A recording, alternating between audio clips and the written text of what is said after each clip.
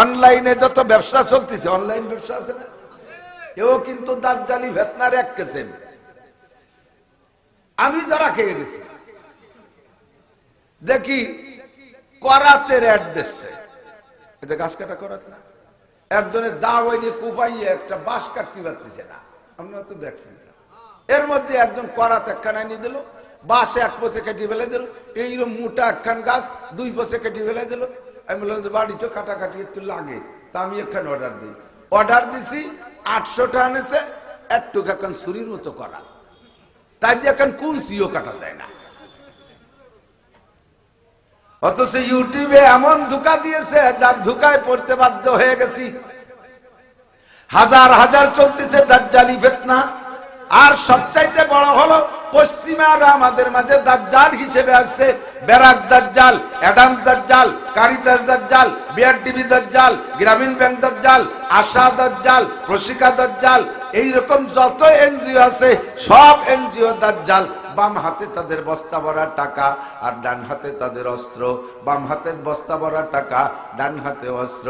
তাদেরকে গুরু মানলে তাদের কাছে বায়াত হইলে আমেরিকার ভিসা দিয়ে দেয়, লন্ডনের ভিসা দিয়ে দেয়, দ্রুত গতিতে গ্রিন কার্ড হয়ে যায়, বিদেশে জায়গা জমি ঘর বাড়ি সব পাওয়া যায়, স্ত্রী পর্যন্ত পাওয়া যায় বিনা পয়সায়, কোনো তা কিনতে পয়সা লাগে না।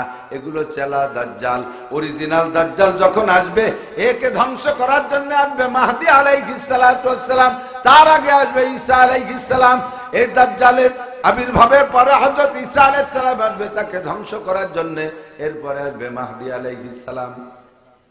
তিনটা, এনাদের দুইজনের হাতে দাজ্জাল ও দাজ্জালের অনুসারীরা সব শেষ হয়ে যাবে।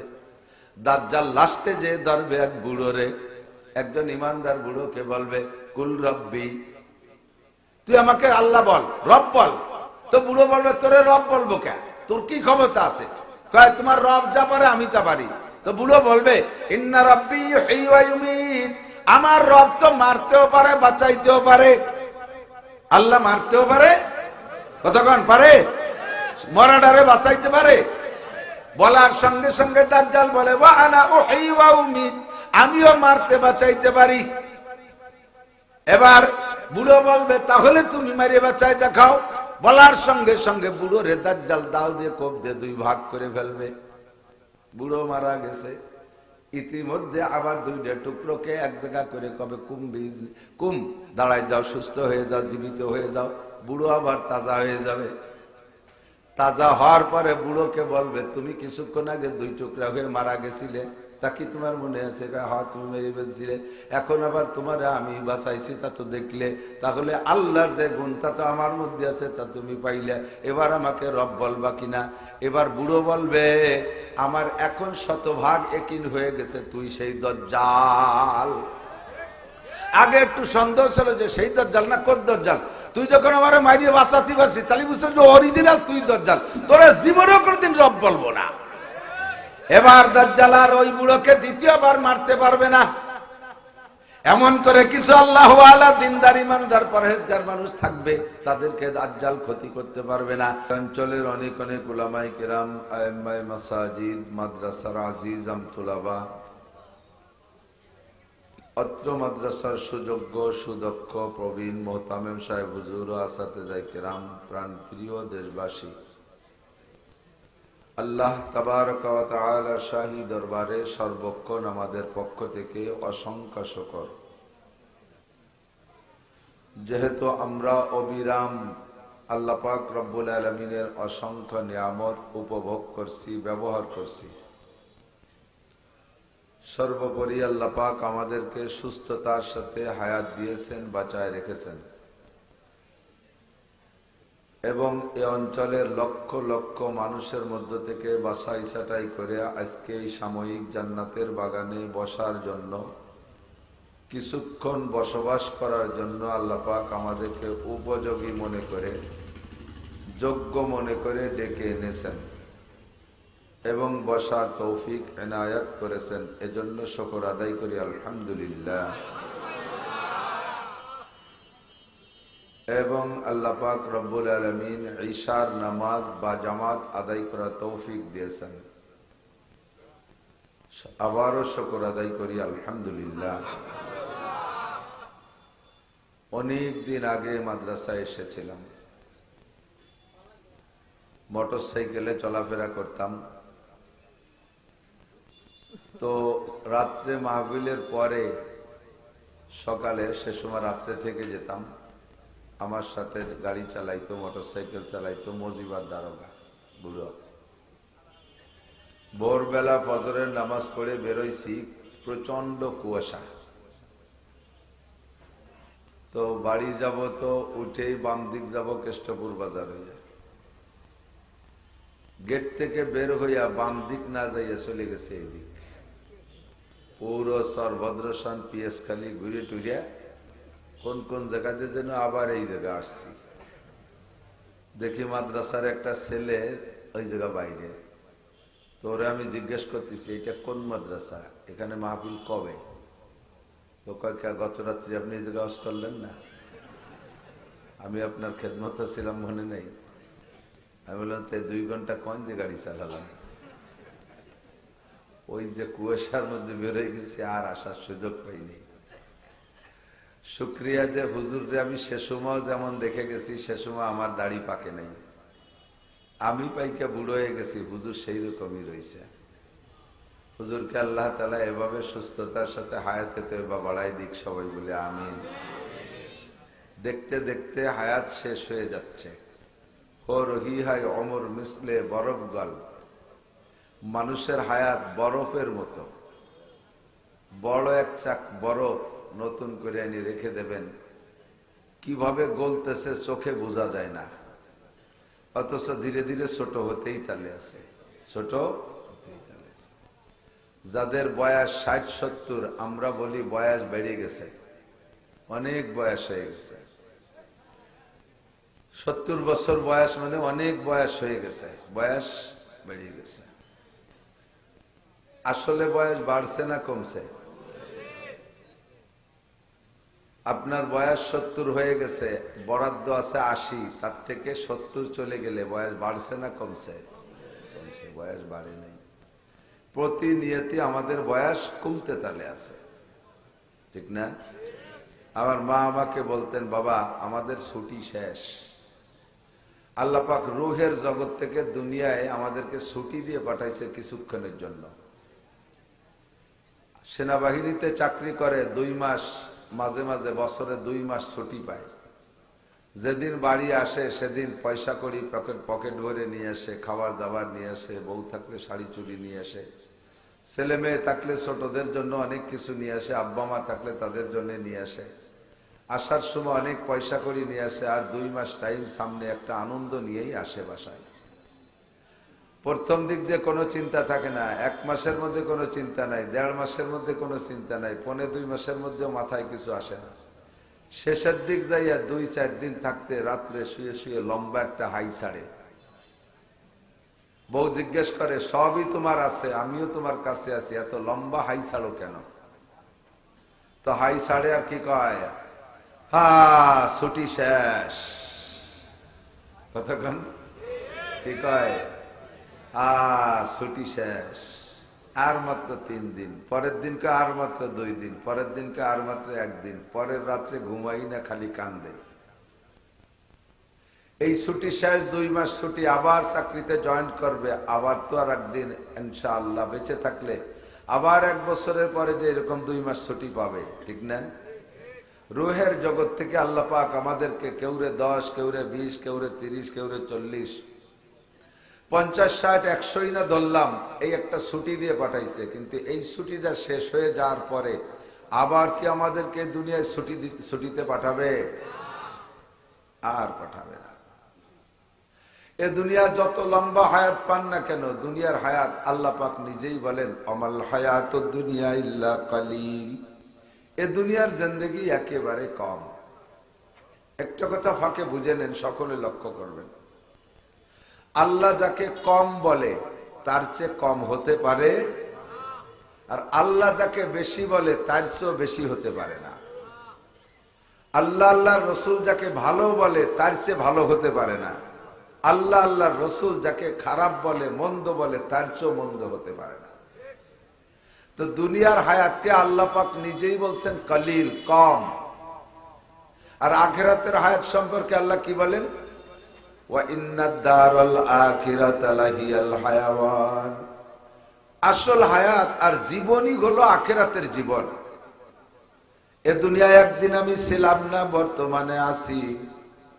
1000 কোটি বার গ্যারান্টি দিয়ে বলতে পারি আর একদিন আমি থাকবো না। সব কিছুর মধ্যে সন্দেহ থাকলেও মরণের মধ্যে সন্দেহ,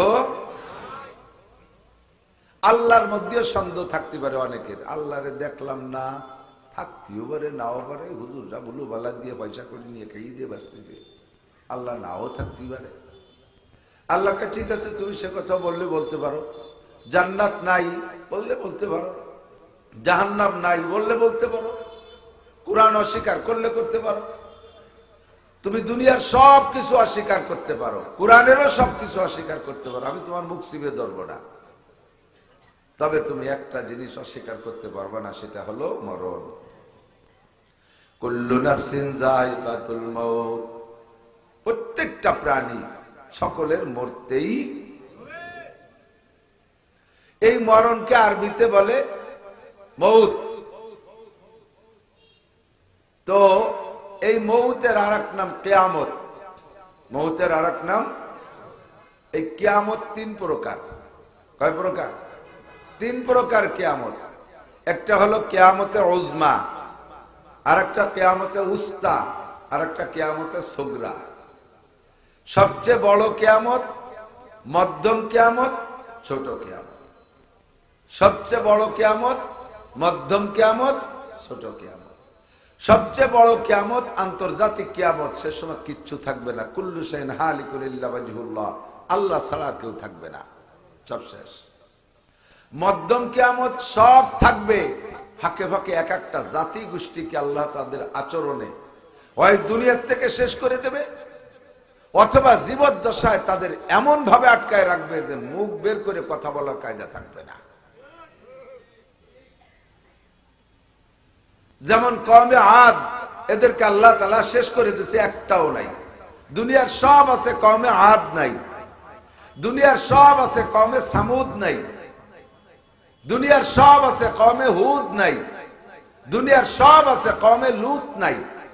এই জাতি গোষ্ঠীকে একেবারে শেষ করে দিয়েছে। আরেকটা হলো এই কওমে কিয়ামতে উস্তার, আরেকটা হলো বেঁচে থাকবে কিন্তু আত্মপ্রকাশ করার কায়দা থাকবে না। বুঝতেছেন? এ ঘটনা আছে না নাই? বেঁচে থাকবে কিন্তু আত্মপ্রকাশ করার উপায়, এটাও এক ধরনের কিয়ামত, যা বর্তমানে চলতেছে। কাদের মধ্যে চলতেছে তা করতেছি না, যাদের মধ্যে চলতেছে তাদের মধ্যে চলতেছে। বেঁচে আছে, মরে গেছে তা না, সব দেশ ছেড়ে চলে গেছে তাও না, কিন্তু কারণবশত আত্মপ্রকাশ করতে পারতেছে না, এটাও এক ধরনের কিয়ামত। 3 নম্বর কিয়ামত, নবী পাক বলেন মাম্মাতা কদ কামাত কিয়ামাতুহু, যে যেদিন মারা গেল তার কিয়ামত সেদিন হয়ে গেল। আমরা এখানে যারা আছি সকলের ব্যক্তিগত মরণ হবে কি হবে না? আমি চ্যালেঞ্জ করে বলি, 1000 কোটি বার কসম খেয়ে বলতে পারি, আপনারা আমরা এখানে যারা বসা আছি, একেবারে ছোট থেকে ছোট জন থেকে নিয়ে বয়সী, সর্বোচ্চ বয়সী যারা আছি, বয়সী থেকে নিয়ে ছোট পর্যন্ত, এর একজনও আমরা সেই আসল কিয়ামত দেখব না, আন্তর্জাতিক কিয়ামত দেখব না। যদিও বলি কিয়ামত কাছায় গেছে, নিকটে আইসা গেছে, কিন্তু তারপরও আপনারা সেই কিয়ামত দেখবেন না, এর মধ্যে কোনো সন্দেহ নাই। হাদিসের দ্বারা যা প্রমাণ পেয়েছি, মূল কিয়ামতের আগে 10টা বড় ঘটনা ঘটবে। শুনলে আপনি বুঝবেন যে শতদিন আপনি বেঁচে থাকবেন কিনা। ওই 10টা ঘটনার মধ্যে একটা হলো দুনিয়ায় দাজ্জাল আসবে। দাজ্জাল আসবে দুনিয়ায়, 30 জন আসবে চেলা দাজ্জাল, আর অরিজিনাল দাজ্জাল আসবে একজন, যার ডান হাতে থাকবে জাহান্নাম, বাম হাতে থাকবে জান্নাত। অথচ দরকার ছিল ডান হাতে থাকবে জান্নাত আর বাম হাতে থাকবে জাহান্নাম। তার সারা কপালে মাত্র একটা চোখ। সে আইসা মানুষের ভিতরে খোদাই দাবি করবে, আর বলবে আমাকে যারা আল্লাহ বলবা, আমাকে যারা খোদা বলবা, তারা আমার এই বাম হাতে জান্নাত আছে এইটা পাবা, আর আমাকে যারা খোদা না বলবা তাদেরকে এই জাহান্নামের মধ্যে ফেলানো হবে, অর্থাৎ হত্যা করে দেওয়া হবে। তার ডান হাতে থাকবে অস্ত্র, বাম হাতে থাকবে টাকার ব্যাগ আর বস্তা। যারা তাকে মানবে জাগতিক কিছুক্ষণের জন্য সুখ শান্তি তারা পাবে, আর যারা তাকে মানবে না, হত্যা করে দেওয়ার চেষ্টা করবে, তাদেরকে জাহান্নামের ভয় দেবে। কিন্তু কোনো মানুষকে সে মারতে পারবে না, শুধু ভয় দেবে, ভয় দেবে। তবে তার ভয় দেওয়ার চাইতে জান্নাতের যে প্রলোভনটা, এইটাই মানুষ দুর্বল হয়ে যাবে, এইটাই মানুষ দুর্বল হয়ে যাবে। 1999 জন মানুষ, 1999 জন মানুষ দাজ্জালের বাম হাতের পক্ষে চলে যাবে। এটা হলো অরিজিনাল দাজ্জাল। আর এই দাজ্জালের আগে আসবে 30 জন চেলা দাজ্জাল। দাজ্জালের চেলা, দরজাল না, পাবলিক কি কয় দরজাল, শব্দ হলো দাজ্জাল। একটু কোন দাজ্জাল মানে ধোঁকাবাজ, আরবিতে দাজ্জাল মানে, এবং মুবালাগা সিগা, প্রচন্ড ধোঁকাবাজ। এমন ধোঁকা দেবে আলেম উলামা পর্যন্ত পড়ে যেতে বাধ্য হবে। আচ্ছা, বড় কঠিন। অরিজিনাল দাজ্জালের হাত থেকে বাঁচা কঠিন, চেলা দাজ্জালের হাতেই আমরা দুর্বল হয়ে যাই। কতক্ষণ ইদানিং অনলাইনে যত ব্যবসা চলতেছে, অনলাইন ব্যবসা আছে না, এও কিন্তু দাজ্জালি ফিতনার এক কিসম। আমি যারা খেয়ে গেছি দেখি করাতের অ্যাড দিচ্ছে, এতে গাছ কাটা করাত না, একজনের দা ওইনি কুপাইয়ে একটা বাঁশ কাটতে পারতেছে না, আপনারা তো দেখছেন। এর মধ্যে একজন করাত একখানা নিয়ে দিল, বাঁশ এক পয়সা কেটে ফেলে দিল, এইরকম মোটা একখান গাছ 2 পয়সা কেটে ফেলে দিল। আমি বললাম যে বাড়ি তো কাটাকাটি একটু লাগে, তা আমি একখান অর্ডার দিই। অর্ডার দিছি 800 টাকা এনেছে, একটু এখন ছুরির মতো করা, তাই দিয়ে এখন কুলসিও কাটা যায় না। অথচ ইউটিউবে এমন ধোঁকা দিয়েছে, যার ধোঁকায় পড়তে বাধ্য হয়ে গেছি। হাজার হাজার চলতেছে দাজ্জালি ফিতনা। আর সবচাইতে বড় হলো পশ্চিমারা আমাদের মাঝে দাজ্জাল হিসেবে আসছে। ব্যারাক দাজ্জাল, অ্যাডামস দাজ্জাল, কারিতাস দাজ্জাল, বিআরডিবি দাজ্জাল, গ্রামীণ ব্যাংক দাজ্জাল, আশা দাজ্জাল, প্রশিকা দাজ্জাল, এইরকম যত এনজিও আছে সব এনজিও দাজ্জাল। বাম হাতে তাদের বস্তা ভরা টাকা, আর ডান হাতে তাদের অস্ত্র। বাম হাতে বস্তা ভরা টাকা, ডান হাতে অস্ত্র। তাদেরকে গুরু মানলে, তাদের কাছে বায়াত হইলে আমেরিকার ভিসা দিয়ে দেয়, লন্ডনের ভিসা দিয়ে দেয়, দ্রুত গতিতে গ্রিন কার্ড হয়ে যায়, বিদেশে জায়গা জমি ঘর বাড়ি সব পাওয়া যায়, স্ত্রী পর্যন্ত পাওয়া যায় বিনা পয়সায়, কোনো তা কিনতে পয়সা লাগে না। এগুলো চেলা দাজ্জাল। অরিজিনাল দাজ্জাল যখন আসবে, একে ধ্বংস করার জন্য আসবে মাহদী আলাইহিস সালাম, তার আগে আসবে ঈসা আলাইহিস সালাম। এই দাজ্জালের আবির্ভাবের পরে হযরত ঈসা আলাইহিস সালাম আসবে তাকে ধ্বংস করার জন্য, এরপরে আসবে মাহদী আলাইহিস সালাম। তিনটা, এনাদের 2 জনের হাতে দাজ্জাল ও দাজ্জালের অনুসারীরা সব শেষ হয়ে যাবে। দাজ্জাল লাস্টে যে ধরবে এক বুড়োরে, একজন ইমানদার বুড়োকে বলবে কুল রব্বি, তুই আমাকে আল্লাহ বল, রব বল। তো বুড়ো বলবে তোরে রব বলবো কে, তোর কি ক্ষমতা আছে? কয় তোমার রব যা পারে আমি তা পারি। তো বুড়ো বলবে ইন্না রাব্বি ইউহয়ী ওয়া ইউমীত, আমার রব তো মারতেও পারে বাঁচাইতেও পারে। আল্লাহ মারতেও পারে, কতক্ষণ পারে, মরাডারে বাঁচাইতে পারে। বলার সঙ্গে সঙ্গে দাজ্জাল বলে ওয়া আনা উহয়ী ওয়া উমীত, আমিও মারতে বাঁচাইতে পারি। এবার বুড়ো বলবে তাহলে তুমি মারিয়ে বাঁচাই দেখাও। বলার সঙ্গে সঙ্গে বুড়ো রে দাজ্জাল দাও দিয়ে কোপ দিয়ে 2 ভাগ করে ফেলবে। বুড়ো মারা গেছে। ইতিমধ্যে আবার 2টা টুকরোকে এক জায়গা করে কবে কুম দাঁড়ায় যাও, সুস্থ হয়ে যাও, জীবিত হয়ে যাও।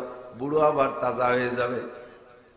তাজা হওয়ার পরে বুড়োকে বলবে তুমি কিছুক্ষণ আগে 2 টুকরা হয়ে মারা গেছিলে, তা কি তোমার মনে আছে? হ্যাঁ, তুমি মেরে ফেলছিলে, এখন আবার তোমারে আমি বাঁচাইছি, তা তো দেখলে, তাহলে আল্লাহর যে গুণ তা তো আমার মধ্যে আছে, তা তুমি পাইলে, এবার আমাকে রব বলবা কিনা? এবার বুড়ো বলবে আমার এখন 100% একিন হয়ে গেছে তুই সেই দাজ্জাল। আগে একটু সন্দেহ ছিল যে সেই দাজ্জাল না কোন দাজ্জাল, তুই যখন আমারে মারিয়ে বাঁচাতে পারছিস তাহলে বুঝছিস যে অরিজিনাল তুই দাজ্জাল, তোরা জীবনেও কোনোদিন রব বলবো না। এবার দাজ্জাল আর ওই বুড়োকে দ্বিতীয়বার মারতে পারবে না। এমন করে কিছু আল্লাহওয়ালা দিনদার ইমানদার পরহেজগার মানুষ থাকবে, তাদেরকে দাজ্জাল ক্ষতি করতে পারবে না। দাজ্জালের পরে আসবে দাব্বাত ইয়াজুজ মাজুজ। ইয়াজুজ মাজুজ দীর্ঘদিন পর্যন্ত মানব জাতির উপরে তাণ্ডব চালাবে।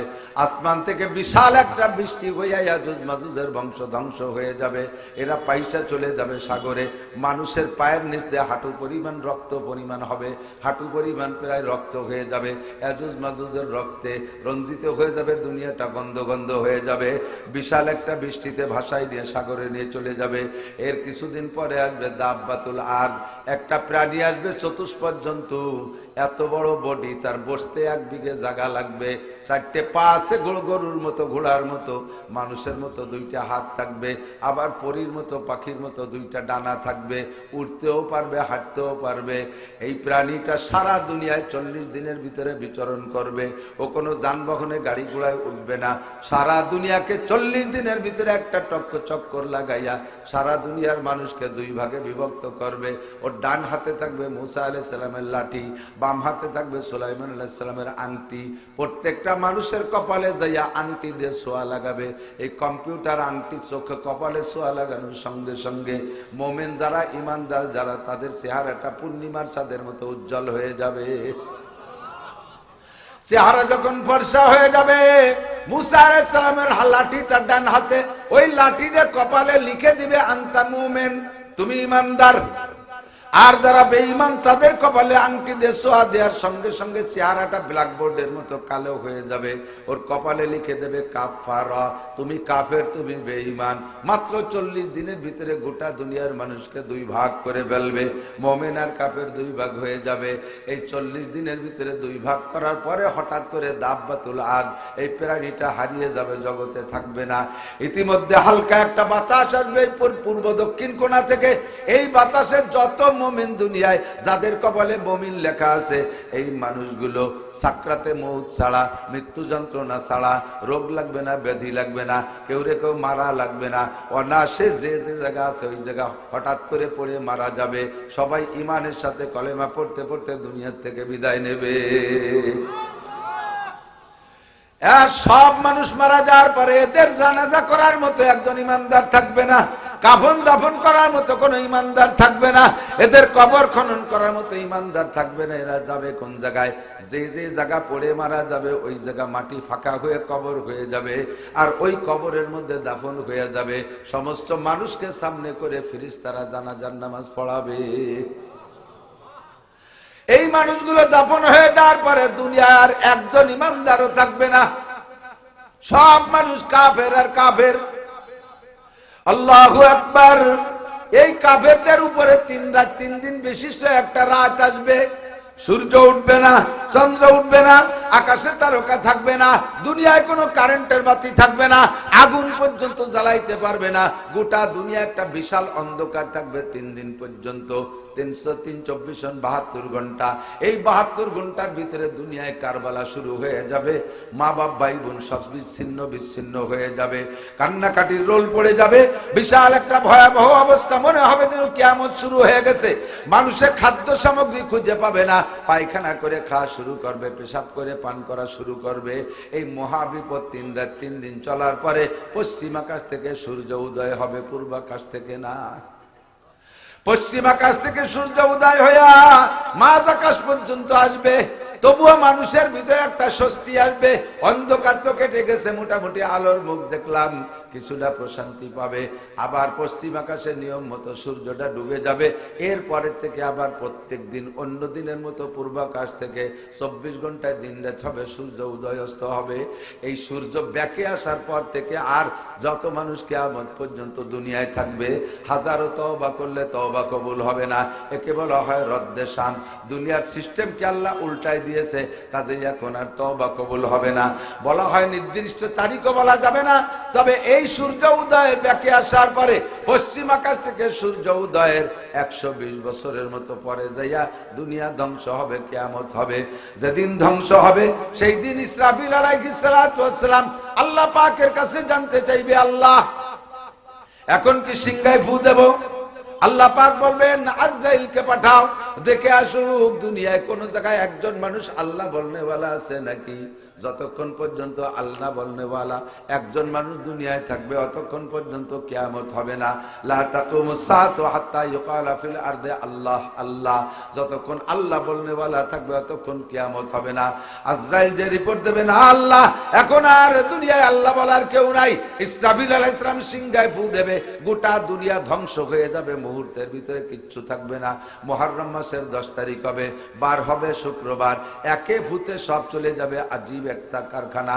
আল্লাহ পাক বলেন ইজাস সামাউন ফাতারাত ওয়া ইদাল কাওয়াকিবু ইনতাসারাত ওয়া ইদাল বিহারু ফুজ্জিরাত ওয়া ইদাল কুবুরু বুসিরাত ইজাশ শামসু কুব্বিরাত ওয়া ইদান নুজুমু কাদারাত ওয়া ইদাল বিহারু ফুজ্জিরাত। এমন করে যত আয়াত আছে সবগুলো কিয়ামতের আয়াত।